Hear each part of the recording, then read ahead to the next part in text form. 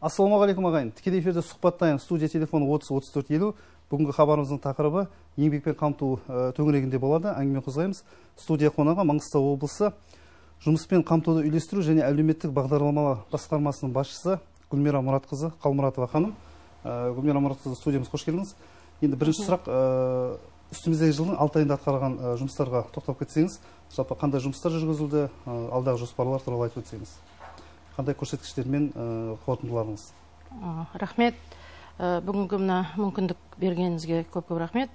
Ең бастысы біздің басқарма жұмыспен қамту мәселесіменен, сонымен қатар этникалық миграция мәселелерімен айналысады.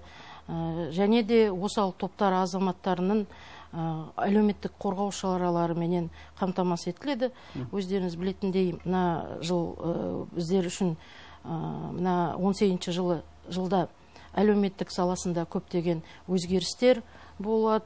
Соған байланысты жұмыспен қамту жол картасы бағдарламасы өзінің жалғасын тауып, бүгінгі күні нәтижелі жұмыспен қамтамасыз ету және кәсіпкерлікті дамыту бағдарламасы болып өзгерген. Сол бағдарламаның жаңа тәсілдері, жаңа мүмкіндіктері, кейбір инструменттерінің мүмкіндіктері көбейтілген. Қаржылар бұрын 3 миллион берілсе, қазіргі күні 18 миллионға дейін. Сол қызметіміз бастысы мына жаңа бағдарламаны түсіндіру және де жұмыспен қамту бөлімдерге келген азаматтарға әлеуметтік қолдау шараларын көрсету. Мемлекеттік қызметтерді көрсетеміз. Негізі аудан қала бөлімдері 18 түрлі әлеуметтік мемлекеттік қызметтер көрсетеді. Жалпы айтып кеткенде, мына жылы алдыңғы жылмен салыстырғанда 16 жылдың қорытындысыменен жұмыспен қамту орталықтарына 15 мың халық хабарласса, бүгінгі күні 1 тамызға 19 мыңға жақын азаматтар келіп отыр. Бұл адам саны көбейгені, себебі қазіргі күні бұл жаңа бағдарламалардың мүмкіндіктеріне, сол бағдарлама қатысам деп келген адамдардың саны көбеюіне байланысты. Және де өздеріңіз естіп жүргендей, міндетті әлеуметтік медициналық страхование дейміз ғой. Енді сақтандыру мәселесі енгізіліне байланысты бүгінгі күні жұмыссыз жүрген азаматтар енді болашақ сол медициналық қызметтерге қолжетімді болу үшін ол ресми жұмыссыз азамат ретінде тіркелу керек дегенде сондай мәселелер болғандықтан біздің органға көбірек халық келуде қазіргі күні. Жалпы мына 1 тамызға 10 мыңнан астам әртүрлі мемлекет тарапынан қолдау шараларымен қамтылды. 4 мыңнан астам азамат тұрақты жұмыс орындарға орналастырылды. 800 жастар оқу орнын бітірген түлектері жастар практикасына, әлеуметтік жұмыс орындарына 1000-ға жақын азамат, 2900 азамат қоғамдық жұмыстармен қамтылып отыр. Әрине, біздердің бүгінгі күні мүгедек азаматтар, көп балалы отбасылар, батыр аналар, азаматшалар, олар бір жолғы көмектерменен қамтамасыз етіліп отыр. Мерекелік даталарға қарсаңында атаулы көмек бар, балаларға беретін жәрдемақылар, үзіліссіз уақытында ешқандай бере жағымыз жоқ, төлемдер бәрі уақытында төленуде. Негізгі қызметтердің бағыты сол. Түсінікті, рахмет. Сіз жап-жаңа Түпқараған ауданынан оралдыңыз, тіке келдіңіз. Жалпы ауданда қандай шара өтті, қай министрліктің өкілдері болды, сол туралы айтып өтсеңіз. Бүгінгі күнінен бастап 15 тамызға дейін еңбек министрлігінің өкілдеріменен бірге Түпқараған ауданында болып келдік. Жалпы мақсат халықпен кездесу және 18 жылы әлеуметтік саласындағы болатын заңнама өзгерістерді түсіндіру. Халықпен кездесу азаматтарды қабылдады. Сол кездесуге 120-дан астам азаматшалар келді. Зейнетақы мәселесі қалай болады, балаларға төленетін жәрдемақы кімге тиісті, кімге тиісті емес дегендей сақтаныла ма, зейнеткерлік жүйесі өзгерістер, соған байланысты сұрақтар болған. Сол сұрақтарға тиісті ақпарат беру үшін сол ауданда болып келдік. Енді мына маңғыстаулықтарға ұсынылатын әлеуметтік жұмыс орындары жеткілікті ме қазір? Сіз мана бірнеше статистика келтіріп кеттіңіз ғой, нақты осындай. Енді әлде де тізімде тұрған, былай жалпы келіп жатқан азаматтар бар ма? Қанша жұмыс орнында қазір қамтуға мүмкіндік бар?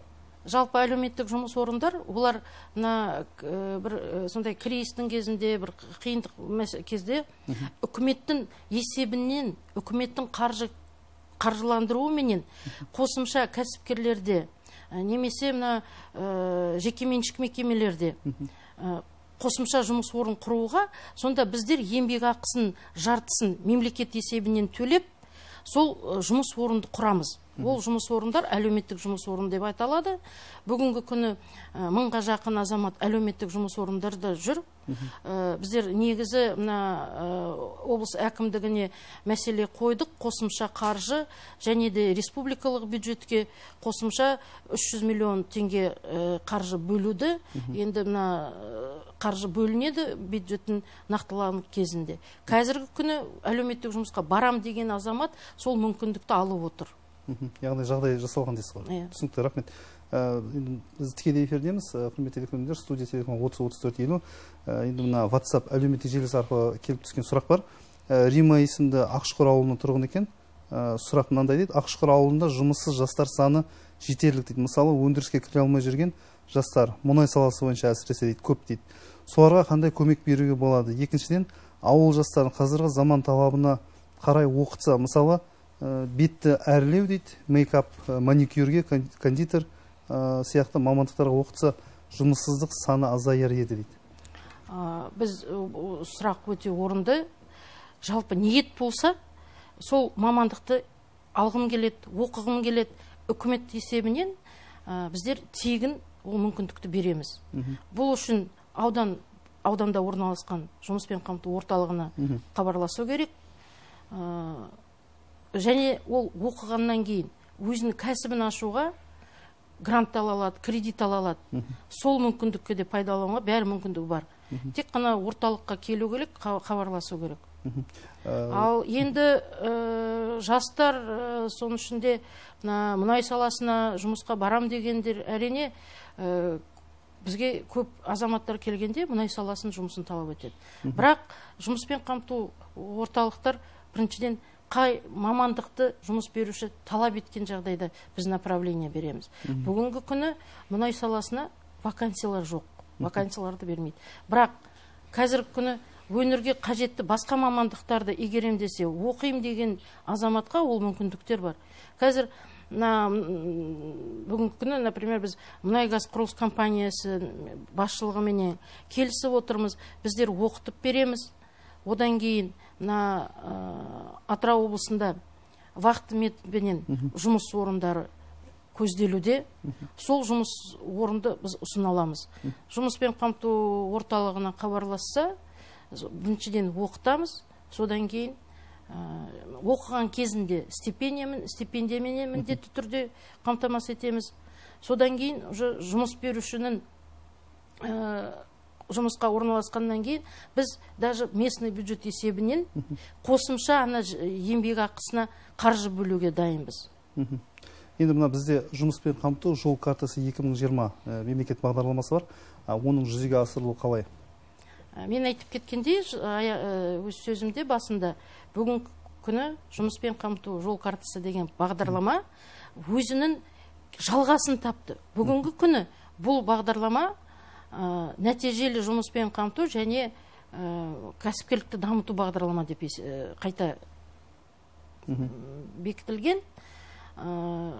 Негізі бұл бағдарламалар қабылданады негіздеме ретінде республикадан бөлінетін қаржыға мүмкіндік беру үшін.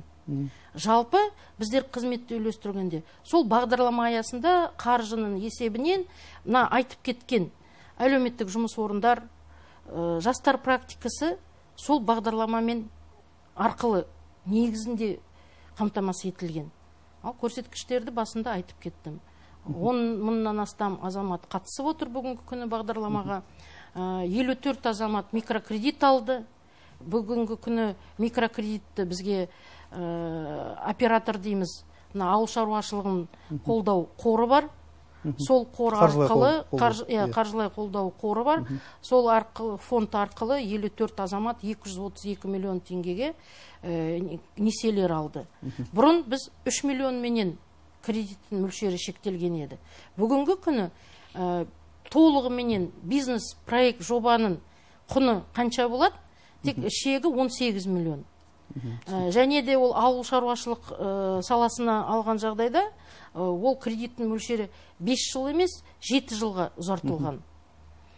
Және де біздің сол бағдарлама аясында қазіргі күні қалада тұратын жұмыссыз азаматтар бизнес ашуға біздің бағдарлама арқылы кредит алуға мүмкіндік алды. Қазір бүгінгі күні фонд даму арқылы Ақтау қаласында, Өзен қаласындағы тұрғындарға мүмкіндік бар. Кәсіпкерлер басқармасына хабарласады. Және де бастау бизнес дейтін негізі 750 азаматты бастау бизнес арқылы кәсіпкерліктің негіздерін оқытуға сондай бағдарлама іске асып отыр.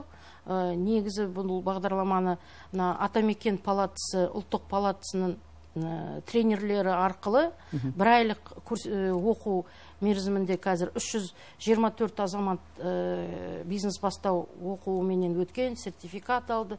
Сон бітірген азаматтардың ішінен 16 азамат уже кредит алды.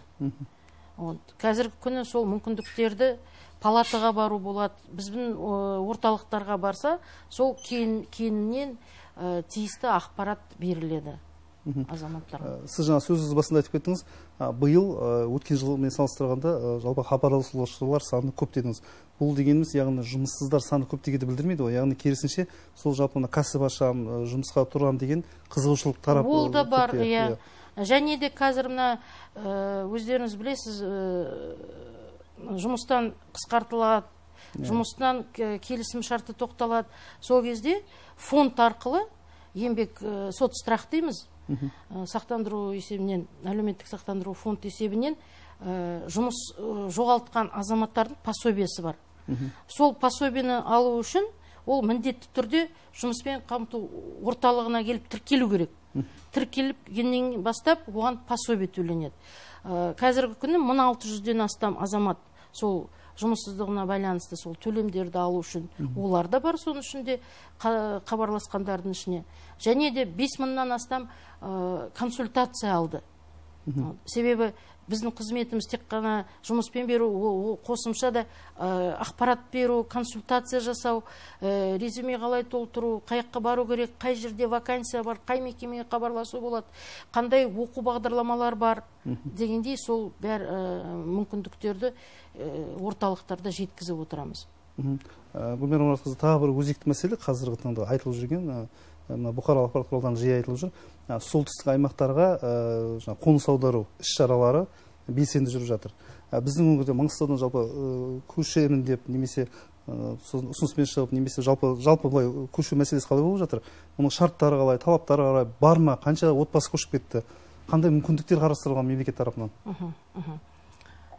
Бұл негізі ерікті қоныс аудару, себебі өздеріңіз білесіздер, кейбір аймақтарда еңбек күші көп болады, кейбір аймақтарда еңбек күші жеткіліксіз болады. Қазіргі күні сол солтүстік облыстарда табиғи өсім төмендеу болғасын, жалпы көші-қону,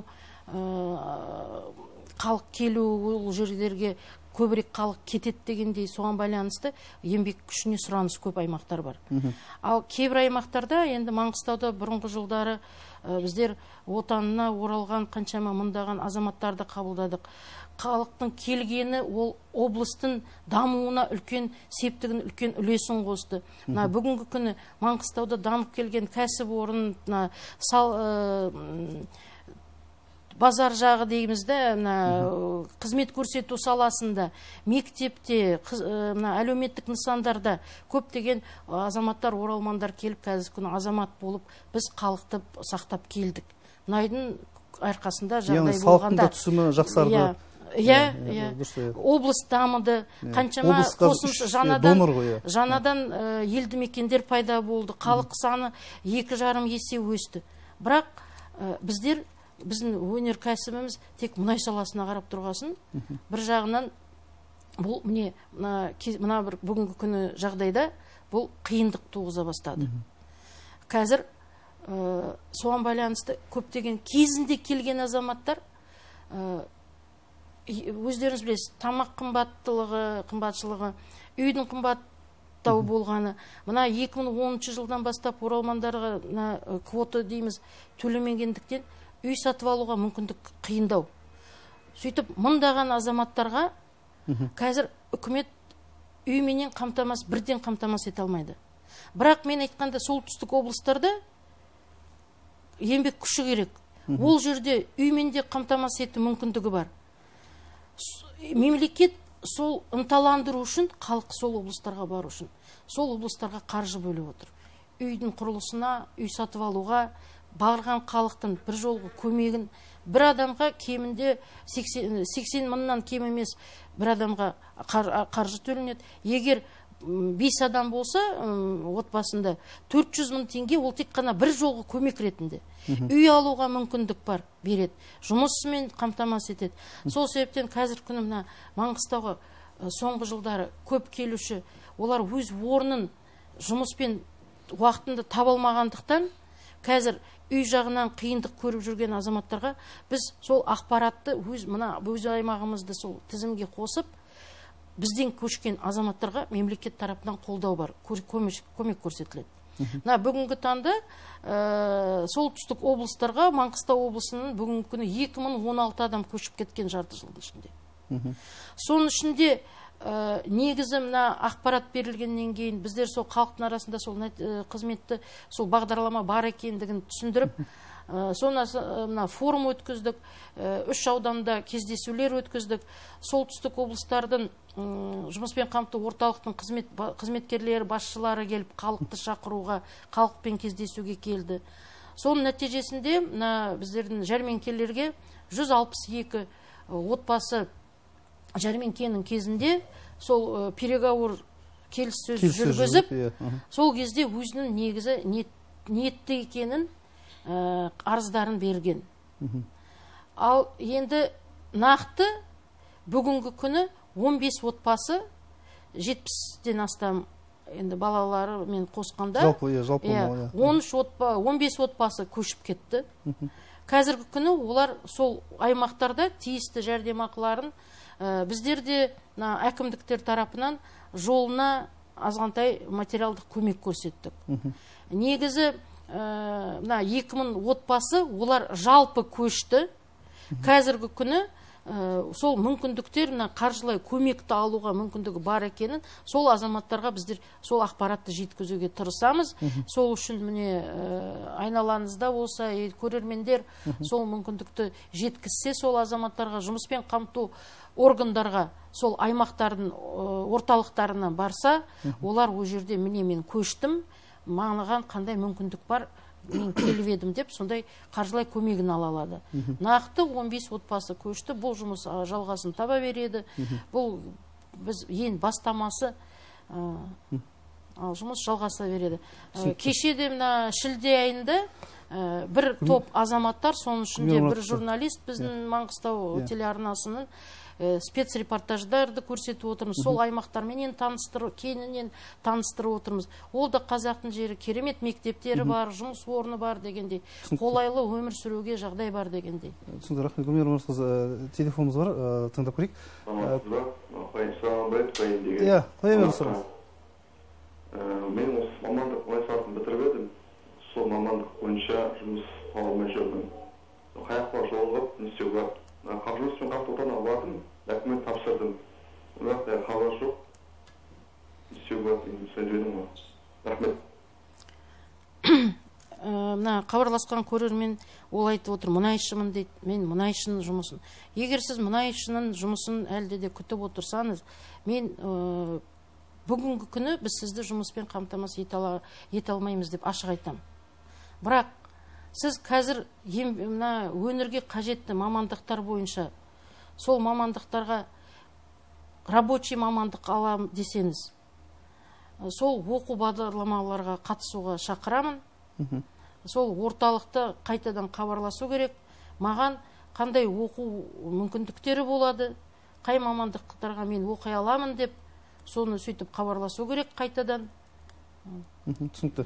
Мұнда тағы бір көрерменіміз хабарласқан екен, Түпқараған ауданынан жазып отырмын дейді. Түпқараған ауданында жұмыс көп, бірақ жергілікті тұрғындар көп жұмысқа тұра алмайды дейді, көбіне шетел азаматтарын алады дейді. Неге дейді? Енді жалпы шетелдіктер де бар ғой, енді Қазақстан жұмыс жасап жатқан, Қазақстан азаматтары да бар, шетелде жұмыс жасап жатқан. Бұл ретте барлығы шетелдік азамат деп айтуға болмайтын шығар. Бүгінгі күні жалпы шетелдіктердің квотамен келген, квотамен келісіммен жұмыс жасап жүрген, солардың үлесі 6%. Жалпы мекемелерде жұмыс жасаған қазақстандықтардың санына үлесі, қазақстандықтар 93%, сол мекемелер 186 мекемеде шетелдік азаматтар жұмыс жасайды. Соның ішінде 93% ол қазақстандықтар, 6% ол шетелдіктер. Шетелдіктерді де қабылдаған кезде жұмыс берушіге ең бірінші еңбек өтілі, квалификациясы, жұмыс беруші соны алам десе, үкіметке, бюджетке тиісті табыс несін төлейді, пошлинасын төлейді қазіргі күні, қызметке алынады. Енді әрине Фортта дейміз да, басқа да аудандарда, өзенде де мұнайшы болам деген, тек қана мұнайға барам деген азаматтар әлі бар. Енді бүгінгі күні жағдайды бәріңіз естіп отырсыз, біліп отырсыз. Көптеген мекемелерде мораторий бар. Кейбір мекемелерде қазір мягкая оптимизация дейміз. Сол азғантай қаржыменен пенсияны алдында сол азғантай жартылай ақшасын беріп, 5 жылдың, 10 жылдың ақшасын беріп, себебі қазір күні кейбір мұнай компанияларда жұмысшылар санын көбейткен. Ал бүгінгі күні соншалықты оларға рабочий мамандар қажеті болмай тұр. Келісім негізінде бұл кісілерменен қазір жұмыс беруші ақшалай көмегін беріп, көмегін емес, енді компенсация ретінде келісім негізінде ол қысқарту, мәжбүрлеп қысқарту отырған жоқ, а келісім негізінде оптимизация болады. Мұнай компанияларда сұраныс жоқ. Бірақ енді бүгінгі күні мүмкіндік бар. Өз ісімді ашам, ешкімге тәуелді болмайым, өз кәсібімді ашам. Қазір күні Маңғыстауда көптеген салаларда әлі де қажетті қызметтерді де көрсетуге мүмкіндік бар. Мен шақырам сол 3 миллион емес, 18 миллионға дейін мына кәсіпкерлікті даму керек. Вообще негізі тұрақтылық қай жерде бар? Кәсіпкерлер саны үлесі көп жерде. Тек қана жалдамалы қызмет арқылы бұл дейтін дамуының несі емес. Мемлекетке қажетті тек мұғалім, дәрігер, әлеуметтік қызметкер немесе құқық қорғау органын, жалпы барлық сала ол бүгінгі күні сұраныс жұмысшыға халық санымен есептелмейді. Түсінікті. Гүлмира Мұратқызы, тағы бір көрерменіміз бар екен. Тыңдап көрейік. Сұрағыңыз қоя беріңіз, тікелей эфирдесіз. Алло, саламатсыз ба? Саламатсыз ба? Мен мына кісіге сұрағым бар бір. Мен Ақтау қаласында тұрамын.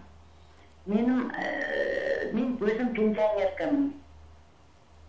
Неғыл деп отырсыз? Мен сізге айтатырмын. Орысша айта беріңіз.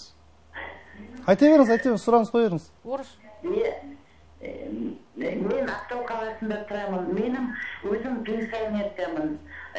Жалғыз балам высшее образование энергетический бітірген. Үйде отыр, жұмыс жоқ.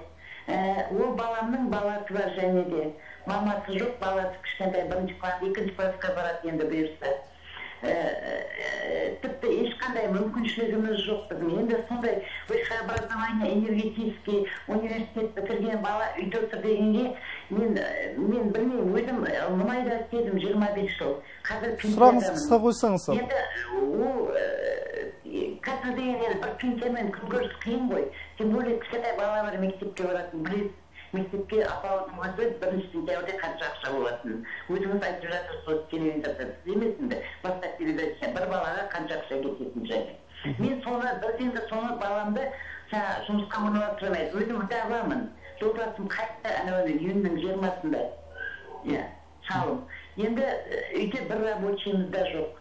Сонда енді мынандай қалада тұрып, мынау қалада электриктің энергетический бітірген бала, жоғары білімі бар, стажы жеткілікті, 20 жылға жақын стажы бар бала. Сол енді бір жұмыстан шығып қалды да, енді Рахмет, түсінікті. Енді жұмыссыз мәселесі енді өзекті мәселе ғой, енді. Вот қараңызда, былай қарағанда еңбек нарығында мемлекетте негізі бір целевой аудиториямыз бар. Еңбек нарығында кімге ең қиын кіру? Біріншіден, оқуын бітірген мамандығы бар, бірақ еңбек өтілі жоқ, опыт жоқ, тәжірибесі жоқ, жастарға қиын. Азамат негізі 20 жыл еңбек өтілі бар, жоғары білімі бар. Қазір күні екі азамат тұрса, мемлекет біздер жасқа приоритет береміз. Себебі бұл кісінің баласы ол еңбек нарығында конкурентно способный, бәсекеге өте жоғары қабілетті азамат. Әрине ол енді себептерге байланысты жұмыстан шығып қалған шығар, оны қазір анықтау. Бірақ енді мен айттым ғой, қазір халыққа да қызмет көрсету саласында жақсы маман электриктер күнін табысын табуға көптеген мүмкіндігі бар.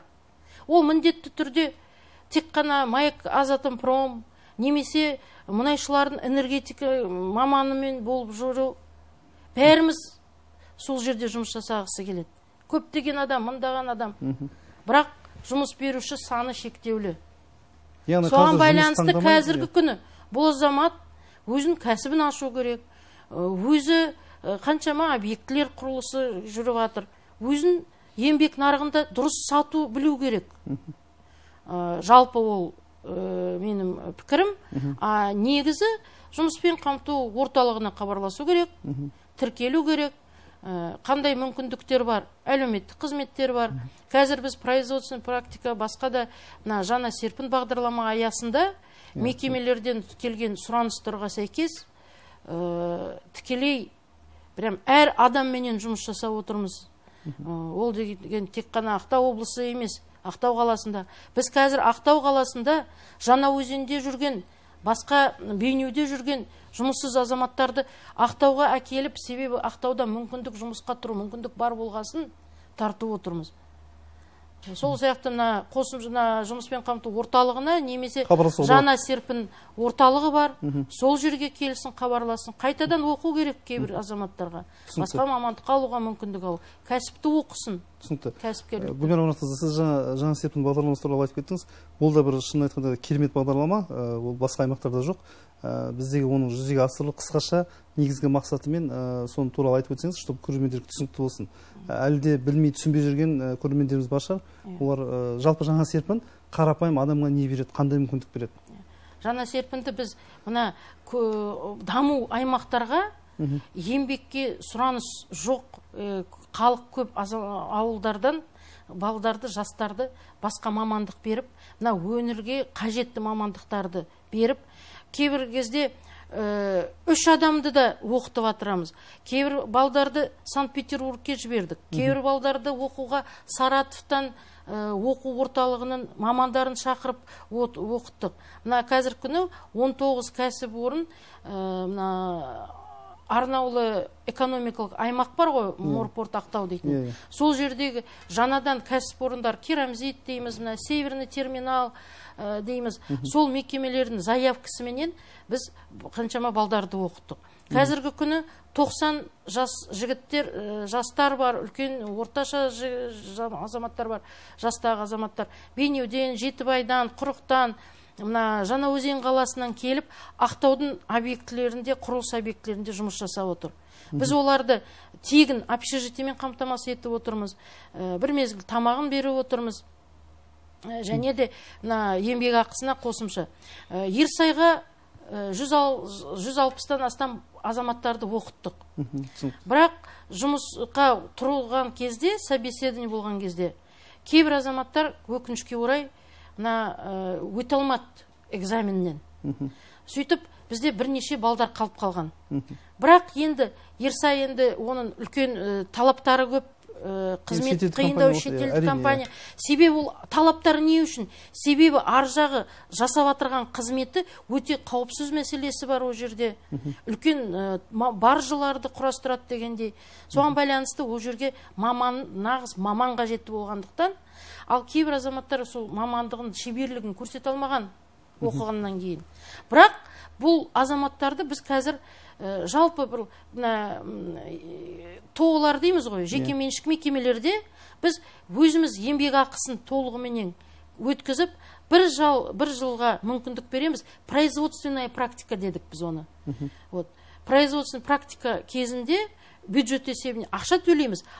Жігіттердің қастарына еще сол мекемеде жасап жүрген, уже тәжірибе жинақтаған, пенсия жасына жақындаған наставник деп қасына, и сол наставникті өзінің тәжірибесін ана жас жігіттерге білімін берсін деп, сол ынталандыру үшін біз оларға бір айлық есеп көрсеткіш мөлшерінде, минимальный еңбек ақы мөлшерінде 22 мыңнан астам ақшаны, бұл шығындарға не үшін?